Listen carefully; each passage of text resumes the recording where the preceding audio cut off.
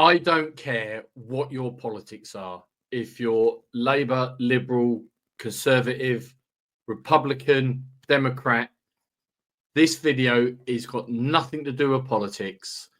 It's got to do with nutritional health.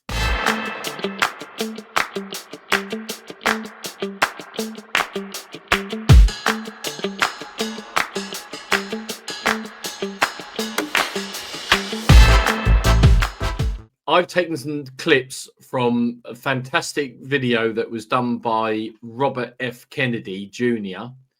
This was prior to the election in the US about 2 months ago.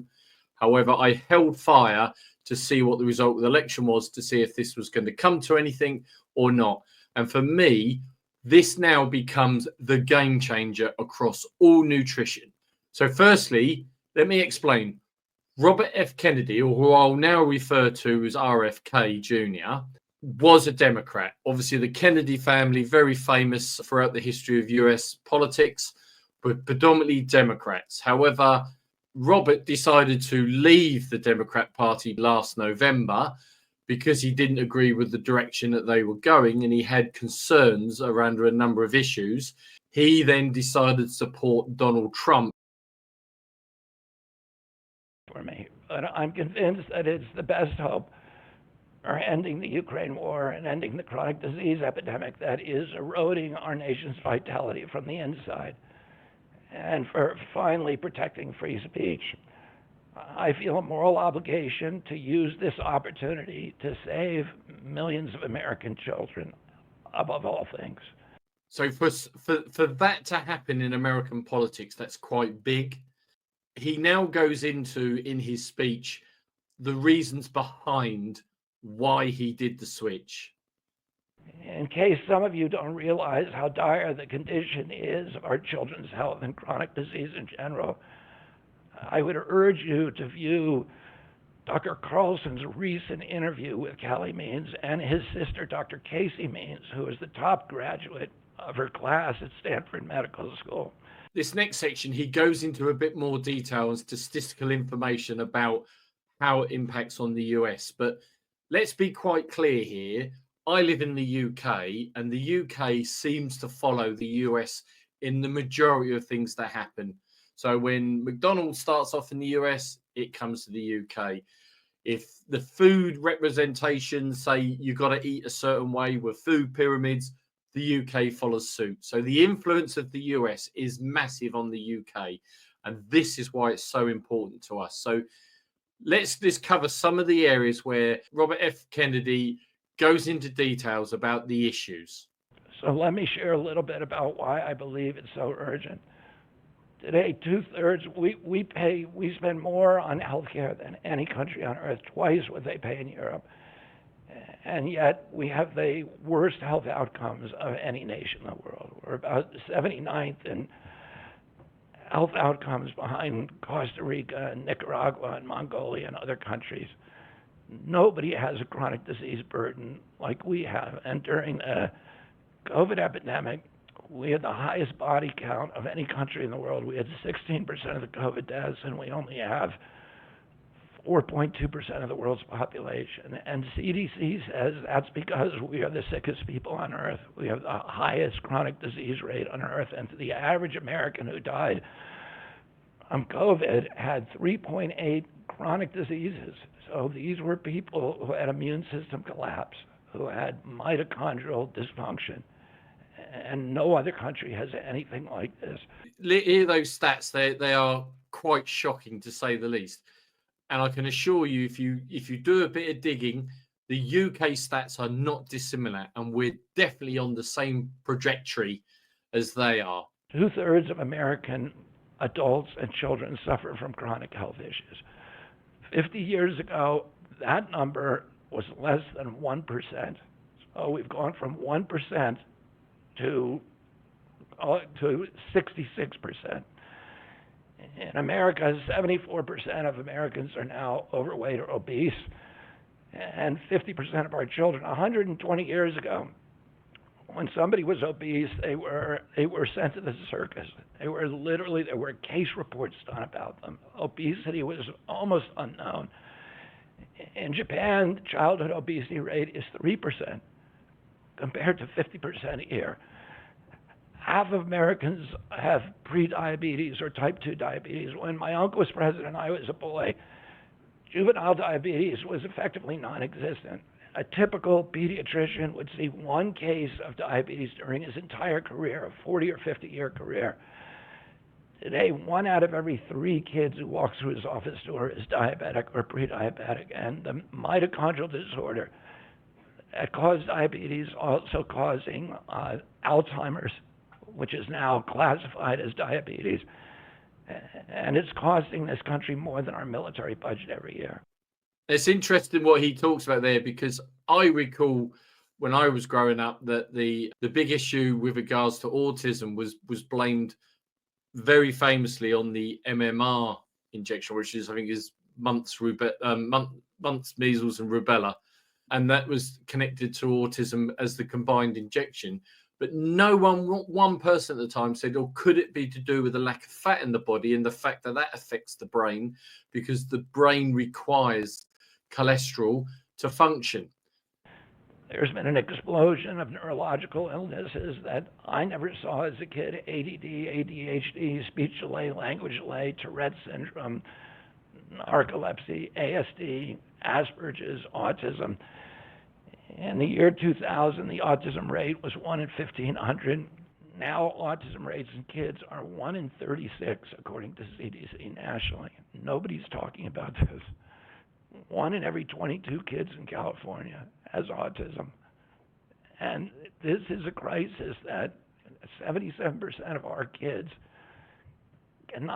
are too disabled to serve in the United States military. What is happening to our country?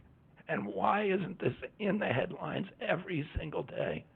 There's nobody else in the world that is experiencing this. This is only happening in America. This is a change in incidence. In my generation, 70-year-old men, the autism rates are about 1 in 10,000.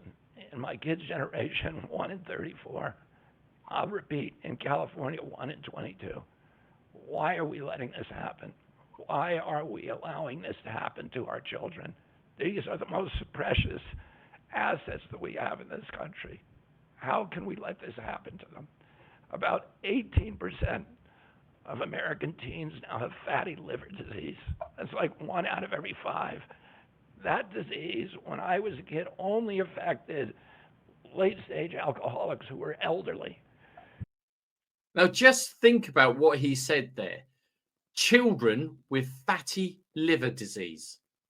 Children. I'm the same, obviously, with what he's saying, because fatty liver disease was always associated with older, unfit people, alcoholic people, because of the lifestyle they lead. But children with fatty liver disease, that is shocking. Cancer rates are skyrocketing in the young and the old. Young adult cancers are up 79%. 1 in 4 American women is on antidepressant medication. 40% of teens have a mental health diagnosis. Very valid point about the cancer rates. You know, and again, I also have come, as many people have faced a cancer issue, not as serious as some, but obviously I got skin cancer, which turned out to be quite a nasty melanoma. Fortunately, caught in time, and I didn't realize until then that sugar or glucose is a major contributor to cancer development or growth of cancer, because cancers live off that. But did I know that before? No. So what's causing this suffering? I'll name 2 culprits. The first and the worst is ultra-processed food. About 70% of American children's diet is ultra-processed. That means industrial manufactured in a factory. These foods consist primarily of processed sugar, ultra-processed grains, and seed oils. Laboratory scientists many of them formerly worked for the cigarette industry, which purchased all the big food companies in the 1970s and 80s. Interesting points he makes there, because I did cover some of this in the addiction videos that I did earlier, especially about when the likes of Philip Morris bought food companies, because tobacco companies decided to switch into the food industry, and their scientists were given instructions to find how addiction can work like tobacco, but within food. And that is where a lot of our ingredients come from. And just to prove the point, I don't eat bread, but my wife does. So I've just taken a picture of this loaf of bread that she regularly eats. Now, bread for me is very simple. It's flour, water, bit of salt, and yeast. That's what you make bread from. So in here, you can see there's a whole melee of additional items like vegetable oils, rape seeds, palm oil, soya flour, preservatives, emulsifiers, flour treatment agent. What the hell is that? Employed thousands of scientists to figure out chemicals, new chemicals, to make the food more addictive. And these ingredients didn't exist 100 years ago. Humans aren't biologically adapted to eat them. Hundreds of these chemicals are now banned in Europe, but ubiquitous in American processed foods. Interesting points you make, Steve, because I cover this in 2 of my addiction videos. The second culprit is toxic chemicals in our food, our medicine, in our environment. Pesticides, food additives, pharmaceutical drugs, and toxic waste permeate every cell of our bodies. The assault on our children's cells and hormones is unrelenting. To name just one problem, many of these chemicals increase estrogen. Because young children are ingesting so many of these hormone disruptors, America's puberty rate is now occurring at age 10 to 13, which is 6 years earlier than girls were reaching puberty in 1900. Breast cancer is also estrogen driven, and it now strikes 1 in 8 women. We are mass poisoning all of our children and our adults.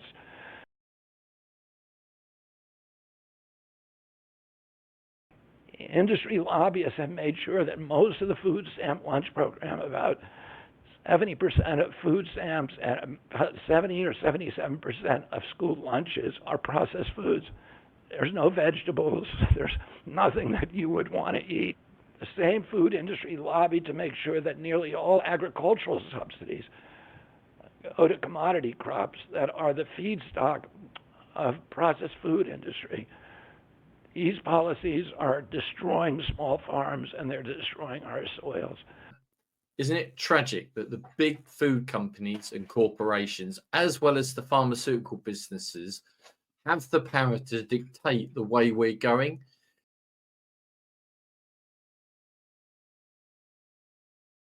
The good news is that we can change all this. We can change it very, very quickly.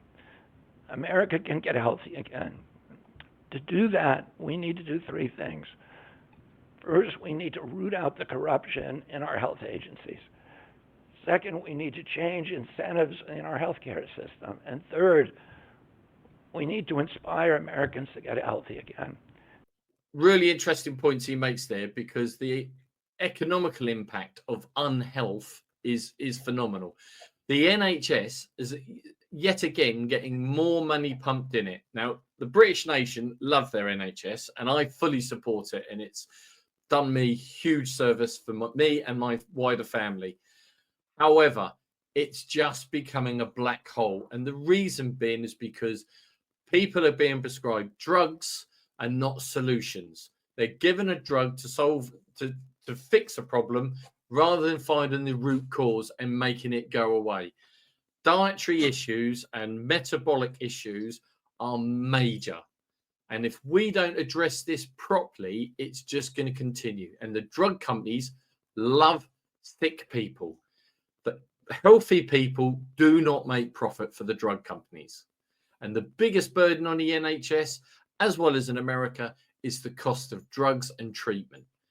Why doesn't someone wake up and do something about it? The classic, most recent one is our new government are even suggesting using that famous obesity injection on the NHS. Why don't they sit down and address it with people on their lifestyles and their diet? There are so many people out there that can prove the case. Now, I don't care if you're vegetarian, carnivore, keto, whatever. Come away from ultra processed foods. go on to single ingredient foods and stop having some of this junk and crap that they're feeding us and forcing us to have. 80% of NIH grants go to people who have conflicts of interest. These are the people, virtually everybody who says, Joe Biden just appointed a new panel to NIH to decide food recommendations. And they're all people who are from the industry. They're all people who are from the processed food companies. They're deciding what Americans, hear is healthy.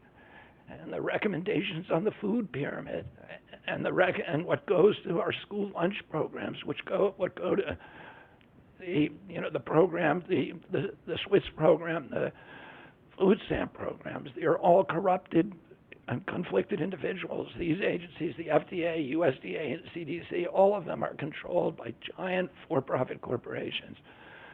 75% of the FDA's funding doesn't come from taxpayer, it comes from pharma. Isn't it tragic that the big food companies and corporations, as well as the pharmaceutical businesses, have the power to dictate the way we're going? Surely these conflicts of interest are now going to be exposed. I'm going to change that. We're going to staff these agencies with honest scientists and doctors who are free from industry funding. We're going to make sure the decisions of consumers, doctors, and patients are informed by unbiased science. A sick child is the best thing for the pharmaceutical industry. When American children or adults get sick with a chronic condition, they're put on medication for their entire life. Imagine what will happen when Medicare starts paying for Ozempic, which costs $1,500 a month, and it's being recommended for children as young as 6. All for a condition, obesity, that is completely preventable and barely even existed 100 years ago. And 74% of Americans are obese. The cost, if all of them took their Ozempic prescription, is $3 trillion a year. For a fraction of that amount, we could buy organic food for every American family, 3 meals a day, and eliminate diabetes altogether.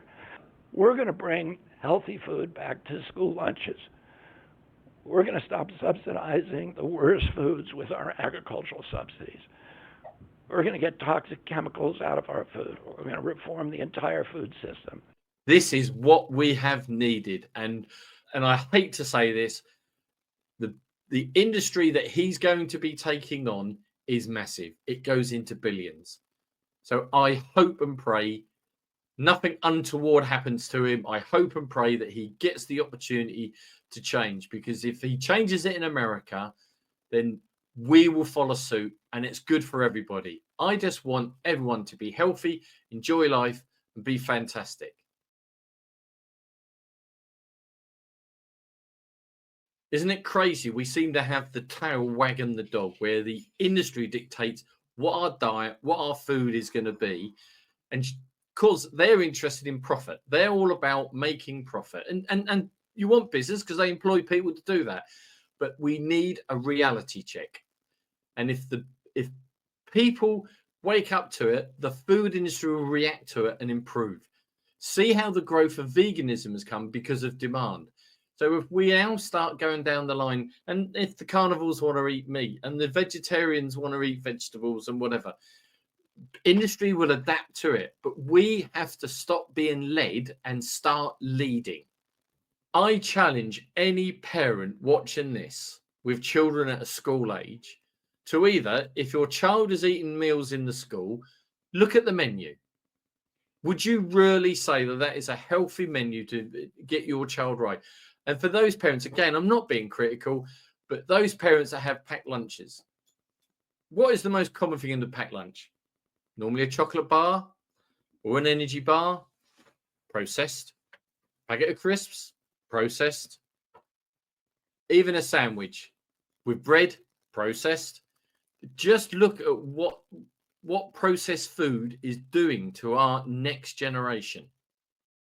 Forget politics, but the one key factor for me, the game changer, is with Donald Trump now becoming president of America, he is going to appoint people like Robert F. Kennedy and give them the freedom to take on all these bodies that have got sponsorship. And as he points out, 75% of the sponsorship of all the food agencies, the diabetes, the food departments are all getting it from the food industry. The conflict of interest is just phenomenal. So if he sticks to his word and he brings in independent expertise, people that, you know, really understand nutrition, and start dictating back to the food industries rather than the food industries dictating to us and lobbying us.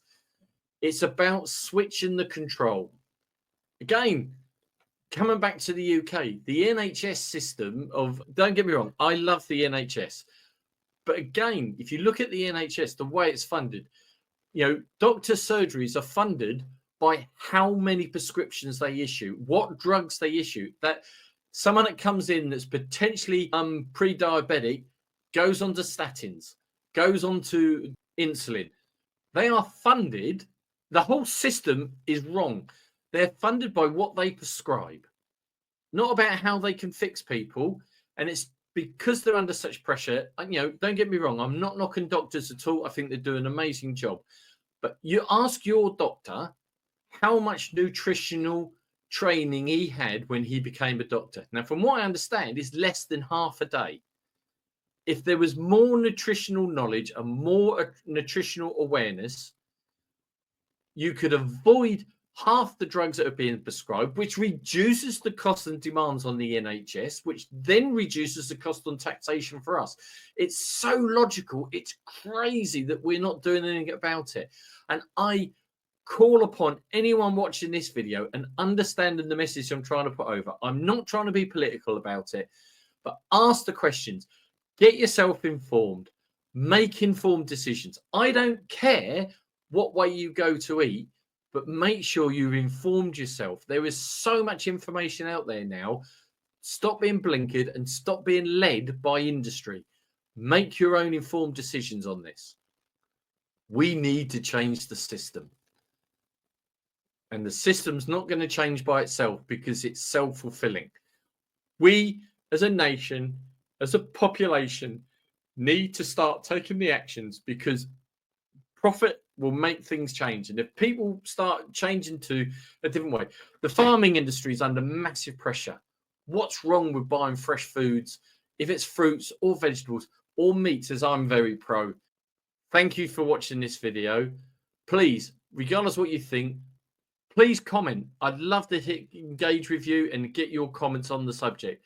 But this, to me, is one of the most fundamental, important things that's happened in the last 40, 50 years with regards to nutrition and diet. And I'm all for it.